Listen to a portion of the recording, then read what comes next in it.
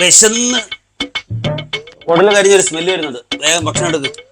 ഭക്ഷണം എടുക്കാം.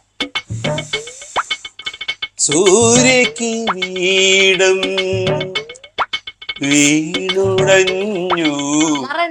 ഭക്ഷണം ഇപ്പൊ എടുക്കാം.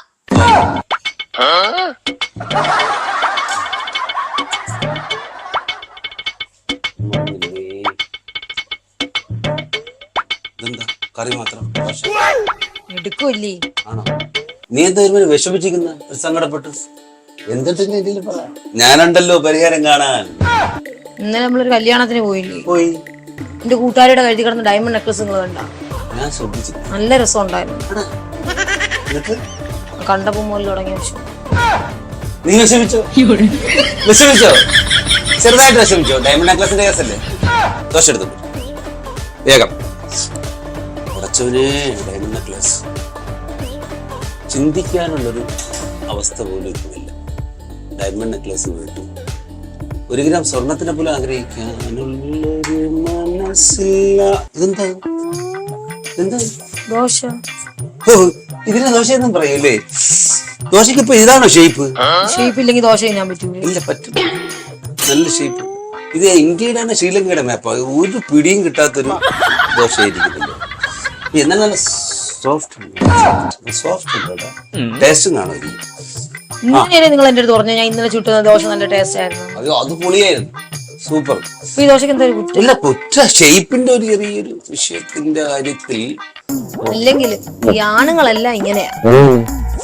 ഒരു സ്നേഹവും ഇല്ല, ഒരു ബോധവും, പിന്നെ കള്ളുമെല്ലാം കുടിച്ചു കഴിഞ്ഞാൽ പിന്നെ സ്ഥലകാല ബോധവും ഇല്ല.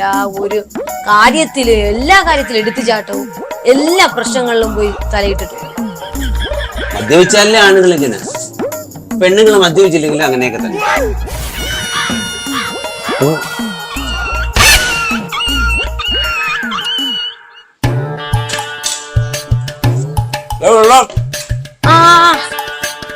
വെള്ളം കൊണ്ട് വെച്ചിട്ടില്ല, ആഹാരം വെക്കണം.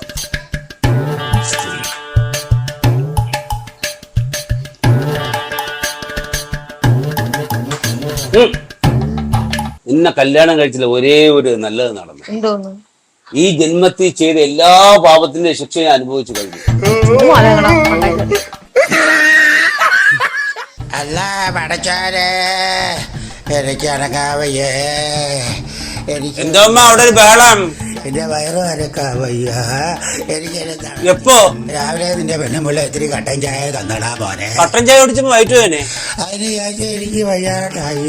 ഞാൻ ചോദിക്കട്ടുമ്മ. എന്താ നീ രാവിലെ ഉമ്മാക്ക് എന്താ കൊടുത്തു? രാവിലെ മുതൽ നിങ്ങളുടെ ഉമ്മയുടെ വയറ്റിൽ കൂടെ എലി കിടന്നോടുന്നു പറഞ്ഞുകൊണ്ടിരിക്കുന്നു. എന്നിട്ട് ഞാൻ ഒരു ഇത്തിരി എലി വിഷം കലക്കി കൊടുത്തു. പുള്ളേ ഉള്ളായിരുന്നു. അതിനുശേഷം നിങ്ങളുടെ ഉമ്മയുടെ അനക്കമൊന്നും കേൾക്കാൻ. ആശുപത്രികളിലെല്ലാം പോവാം. വേഗം ആശുപത്രിയെ കൊണ്ട് പോടാ. ഞാനില്ലാണ്ട് അവളങ്ങനെ സുഖിച്ച് ജീവിക്കണ്ട.